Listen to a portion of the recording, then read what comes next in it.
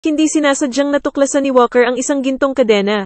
Nagmamadaling pumunta ang kanyang katrabaho para kunin ang hagdan. Hindi na makapaghintay si Walker. Kaya inabot niya ang kamay niya para kunin. Gayunpaman, biglang nabitawan ang kadena. Isang mabangis na atraksyon na. Hinayla si Walker sa tubig. Pagkatapos ay parehong nawala ang kadena at ang Walker. Ang kakaiba ay iyon. Lumabas muli si Walker mula sa lawa. Sinubukan niyang humakbang sa pampang. Wala nang oras si Walker para huminga. Nang makakita siya ng malaking pares ng sapatos na bakal. Tuminggala siya. Isang palpak na gala. Tumingin si Walker sa paligid. At tinanong si Nolte kung saan ito. Pero wala siyang sinabi. At nahimete. Nagpanik si Walker. At inilagay ang kanyang tenga sa kanyang katawan upang makinig. Buti na lang at tumibok pa rin ang puso niya. Nawala na pala siya ng malay dahil sa kalasinggan. Kailangang hanapin ni Walker ang daan. Pagdating niya sa isang bukid, muntik na siyang matamaan ng mga mangangabayo. Buti na lang at naiwasan niya ito. Nang tumayo siya, inilabas niya na sa harapan ay isang sinaunang kuta. Akala niya ito ay isang set ng pelikula. Kaya tumakbo si Walker para hanapin ang direktor. Hinarang siya ng mga bantay sa gate ng kastilyo. Nang malaman ng mga gwardya na si Walker ay taga Normandy, ang kanilang mga pag-uugali ay ganap na nagbago. Sinabi nila na matagal nang hinihintay ng hari si Walker, at mataimtim na tinanggap siya sa kastilyo. Sa pamamagitan ng mensahero na gumagabay sa daan, nakilala ni Walker ang marangal na hari. Akala niya lahat ay kinukunan.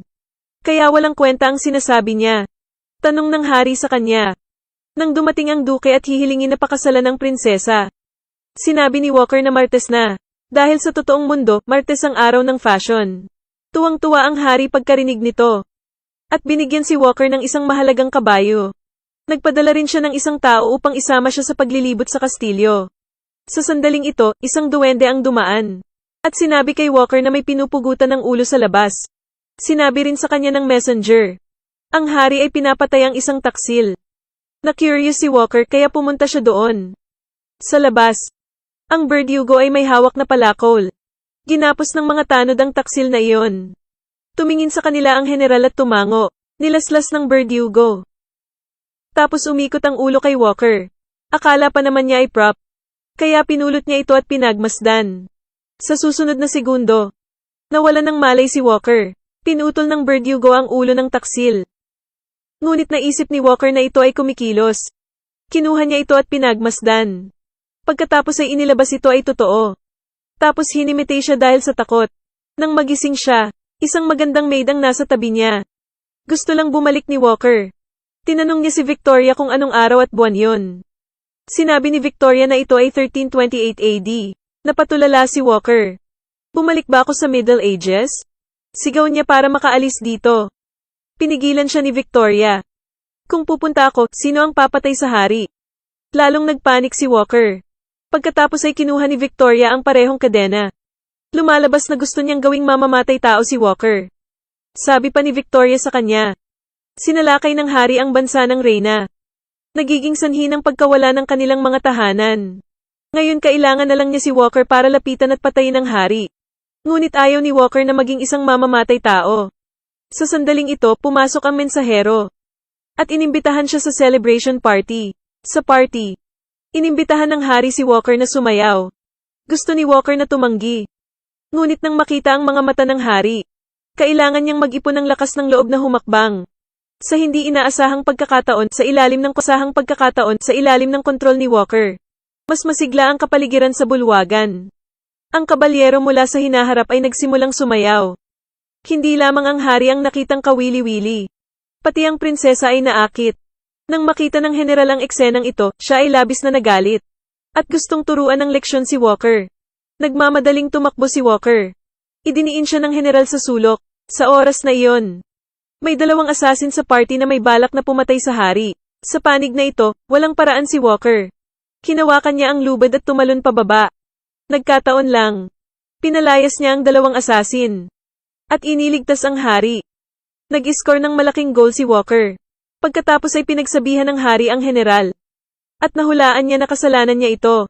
Ginawa niyang Panginoon si Walker at ginantimpalaan siya. Noong nagsasaya si Walker, sa labas ng kastilyo ay lumitaw ang ilang bisita. Sila ang tunay na Normandy emissaries. Agad nagalit ang hari. At pinapasok ang mga tao sa kwarto ni Walker. Sa hindi inaasahan. Andito rin ang prinsesa. Agad na ikinulong si Walker sa kulungan. Kinaumagahan ng madaling araw. Si Walker ay ipinadala sa kamatayan. Upang iligtas ang kanyang buhay, sinabi niya na siya ay isang wizard. At marunong dumura. Pagkasabi nun ay naglabas siya ng lighter sa bulsa. Ngunit nang iyon ito ni Walker. Walang naniwala. Sa makatuwid, si Walker ay pupugutan ng ulo sa harap ng masa. Doon nangyari ang hindi inaasahan. Noong pupugutan na ng ulo si Walker, biglang nahirapang huminga ang Verdugo. Inakala ng mga tao sa ibaba na ito ay spell ni Walker. Sa makatuwid, nagpatuloy siya. Sinabi na iyon ang ginawa niyang sumpa. Actually, kinain lang ng Verdugo ang prutas at nabulunan. Upang patunayan ang kanyang lakas. Si Walker ay umawit ng mga spells. Ikinumpas niya ang kanyang mga kamay. Sinong mag-aakalang may sunog talaga? Natakot ang lahat at nagtakbuhan.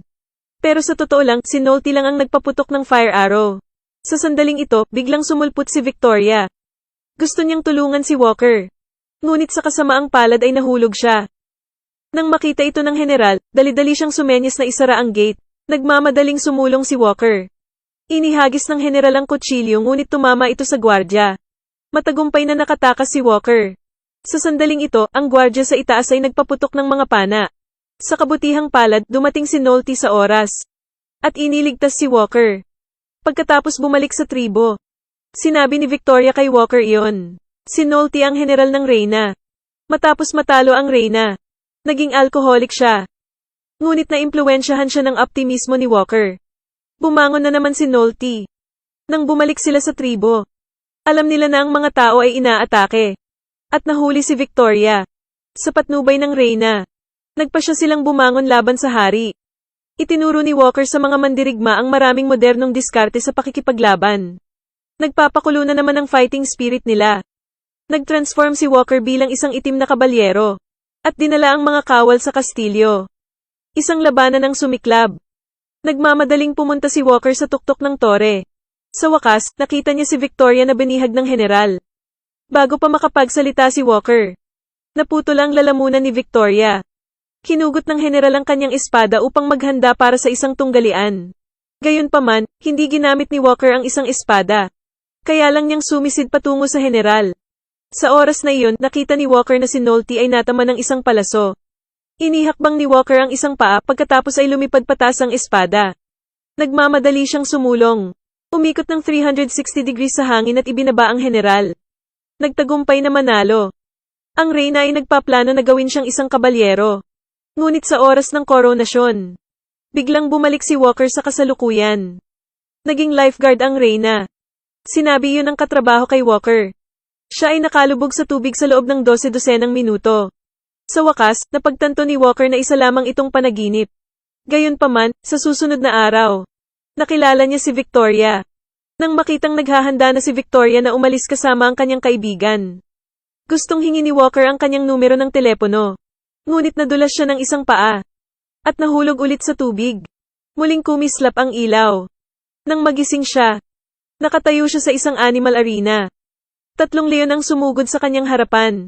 Dito nagtatapos ang kwento. Ito ang space-time comedy na Black Knight. Parehong magaan at nakakatawa ang plot ng pelikula. Kung gusto mo ito, huwag palampasin ito. Sundan mo ako para manood ng mas maraming pelikula.